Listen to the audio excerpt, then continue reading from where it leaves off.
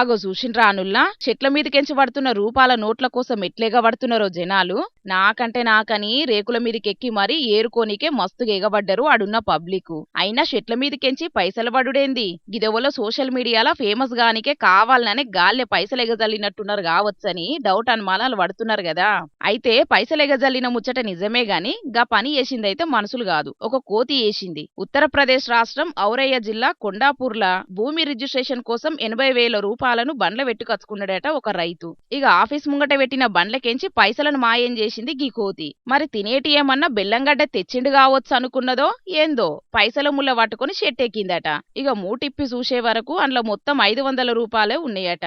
ఇక తినేటి కాదు పాడు కాదని గివి నేనేం చేసుకోవాలనుకున్నదో, లేకపోతే మనుషులు కదా ఫేమస్ అయినట్టే పైసలు ఎగజల్లి నేను సుతం ఫేమస్ కావాలనుకున్నదో కోతి గాని చెట్టు మీదకెంచి పైసలను మొత్తం ఎగజల్లే వరకు ఆడున్నోళ్ళందరూ ఏరుకోనికే మస్తుగా ఎగబడ్డరు గిట్లా.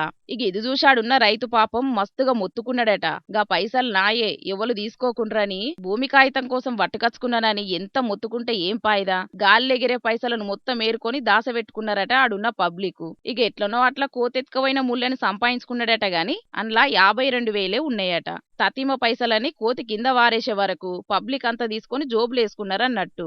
చూసిండ్రు కదా పబ్లిక్ కోతులతో ఎట్లా పరిశాను మోపైందో. వాటికి మనుషుల కష్ట సుఖాలతోని పని లేదు. ముల్లెలు మూటలు గానొచ్చినాయంటే సాలు, అందులేమున్నాయో అక్కరలేదు ఎత్తుకపోయి ఆగమాగం చేస్తుంటే గిట్లనే. జర ఏడికన్నా పైసలను పట్టుకుపోయినప్పుడు వాటిని పైలంగా చూసుకోండ్రి, లేకపోతే గీ రైతన్న లెక్కనే ఆగమయ్యే పరిస్థితి అవుతుంది. మరి ఏమంటున్నాం?